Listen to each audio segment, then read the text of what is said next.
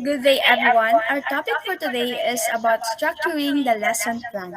Okay, just like any other lesson plans, the lesson plan in teaching literature is prepared to guide the teacher throughout the lesson. So, before we proceed to the proper discussion, we have the learning objectives. Okay, so at the end of the lesson, the students will be able to identify the parts of literature reading lesson plan, select appropriate activities before, during, and after reading, and create a lesson plan in teaching and literary selection for children. Okay, so literature lesson plan has six parts. First, we have the learning outcomes. Okay, so learning outcomes. When we say learning outcomes, it precedes by the statement of content standard, okay, performance standard, and learning competency, which are all specified in the curriculum guide for the subject and each grade level. Okay, it is important because they tell us what students should learn and achieve after the lesson. Okay, so before we write our learning outcomes, we need to understand the content standard. Okay, so when we say content standard, it is the broad statements that specify content areas that learners should learn at each grade level. The performance standards. This tells us the big idea or knowledge that students should learn in a lesson. Ito yung standard. Example of this is sa The Ant and the Grasshopper. Okay, so for you, Fritz, what is the lesson of the story? Alam mo ba yung The Ant and the Grasshopper? Yes po.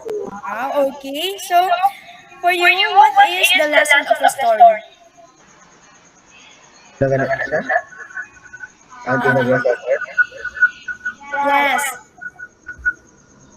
na dapat hindi ka maging swapa sa parehas mo. Yes, very good. Thank you so much, Fritz. Okay, so it answers the question, what should students know?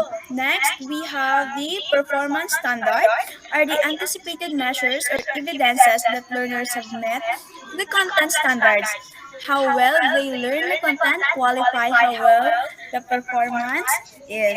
Okay, so this tells us naman when we say performance standard, this tells us how students will show what they learn. Paano nila maipapakita yung natutunan nila. Okay, the students are able to integrate the things that they learned from the story into a real life situation or sa real life na experience. It answers the question, how will students prove their learning? Next, we have the learning competency.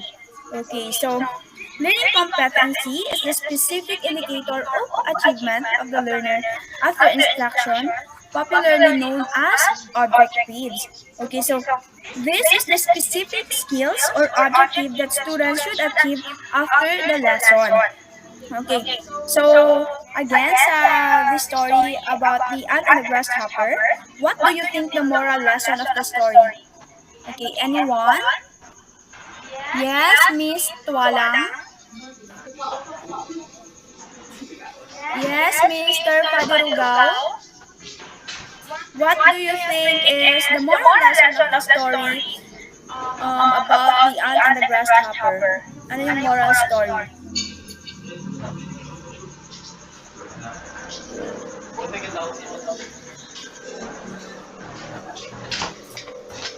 Kapit siya.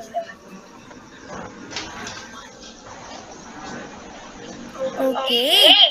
Isa sa mga moral story of that, moral lesson of that story is what? Is wag maging procrastinator. Okay, so paano natin ma-apply ito in real life?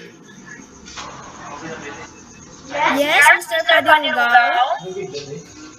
Paano, how can you apply the moral lesson of the story, the ant and the grasshopper, into real life?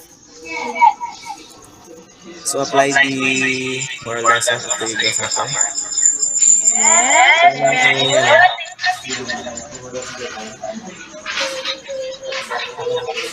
becoming the not business and procrastination and lead to hardship.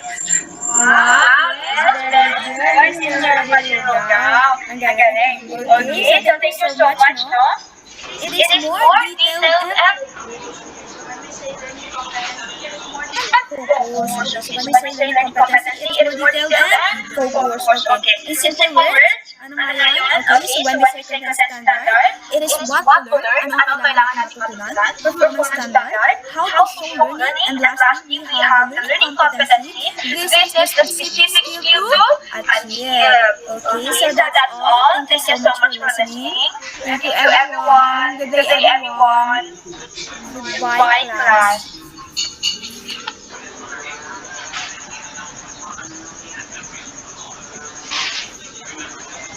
Okay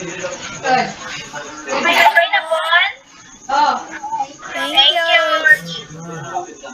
Paano mag-back? Ate. Tapos ka na? Oo. Thank you. Yeah. Wait. I-off ko.